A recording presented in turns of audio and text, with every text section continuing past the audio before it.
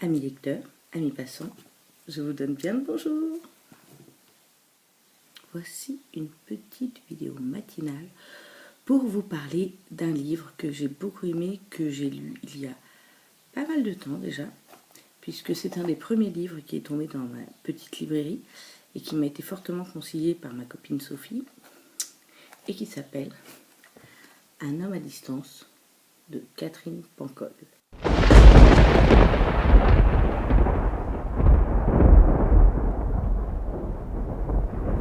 Ah mais putain, mais ce matin, je vais pas y arriver, sérieux. Un homme à distance, c'est l'histoire de Kay. Elle est libraire à Fécamp, et dans une petite librairie, un jour, elle reçoit un courrier. Dans ce courrier, un homme qui s'appelle Jonathan lui demande des livres rares. Elle commence à chercher comme dans tout ce qu'elle ferait dans son métier. Puis au fur et à mesure de ces courriers, ça devient beaucoup plus personnel et commence à se nouer une relation, une véritable relation amoureuse, avec tout ce que comporte la relation amoureuse. La passion, les disputes, les ruptures. Et petit à petit, on va découvrir la vie de Kay qui va se dévoiler et peut-être découvrirons-nous un secret. Mais ça, je vous laisse lire. C'est chier. À Fréquent. Et au fur et à mesure de ces alors je suis pas une fanat de Catherine Pancol d'habitude, parce que je trouve toujours que d'abord au niveau de l'écriture je suis pas fan, et en plus je trouve toujours que c'est toujours des histoires sur les relations compliquées. Les relations sont jamais simples, y compris avec les personnages secondaires, y compris avec les personnages. C'est toujours des personnages compliqués. On a l'impression que la femme est un peu un être à part et compliqué. Après, ça, c'est ma lecture à moi. On n'est absolument pas obligé d'avoir la même.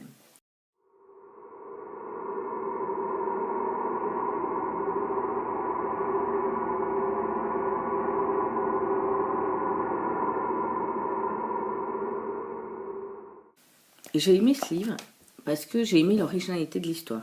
C'est-à-dire cette histoire d'amour entre deux êtres qui ne se voient jamais et qui s'écrivent. C'est un peu le mythique d'aujourd'hui, quoi. Hein. Bon, tout d'un coup, il tombe amoureux autour des livres. Il y avait tous les ingrédients pour que ça me plaise. Puisque c'est quand même très particulier, hein, de lire des lettres.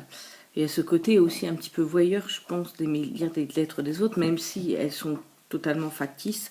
Puis la fin, je dois dire, m'a pas tellement surprise. J'avais un peu vu venir le truc, mais j'aime l'idée que y a une bonne partie du livre où on ne peut pas prévoir la fin.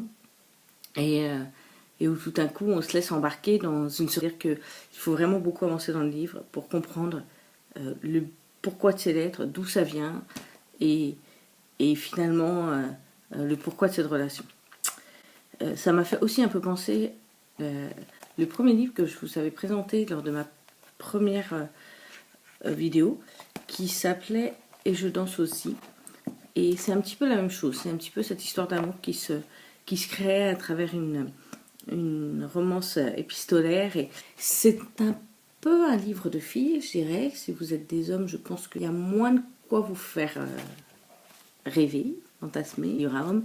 Mais je pense que là, pour le coup, l'héroïne étant très féminine et très amoureuse, et tout part de son point de vue, il y a une psychologie très féminine dans ce livre. Et je pense que, en effet, c'est un livre qui s'adresse plutôt aux femmes, et c'est plutôt un livre d'été. Vous savez, ces livres à popcorn qu'on lit sur la plage, et une fois lu, on s'embarque dans un autre parce qu'on n'est pas tellement dans la réflexion. Sincèrement, même si c'est un très bon livre, vous n'allez pas le garder dans votre bibliothèque en disant c'est le livre de ma vie. Ça m'étonnerait beaucoup. Voilà. C'est un livre d'été qui se lit très agréablement, qui est plutôt bien écrit, qui se lit avec plaisir sur la plage, et puis vous me le ramènerez dans la petite librairie après l'été. Sur ce, les loups, je vous remercie pour avoir beaucoup visionné mon vlog sur Saint-Maur, qui était un peu de bric et de broc, et on se prenait un peu pour des folles. Petit à petit, mes subscribers augmentent, petit à petit mes vues augmentent, et tout ça, c'est très bon pour mon projet. Voilà, j'espère juste que ça va continuer et que je vais pouvoir aller plus loin dans mes idées. Voilà. Je vous fais plein de bisous. On se retrouve la semaine prochaine. Je n'ai aucune idée du livre que je vous présenterai, mais je suis sûre que je présenterai un livre la semaine prochaine.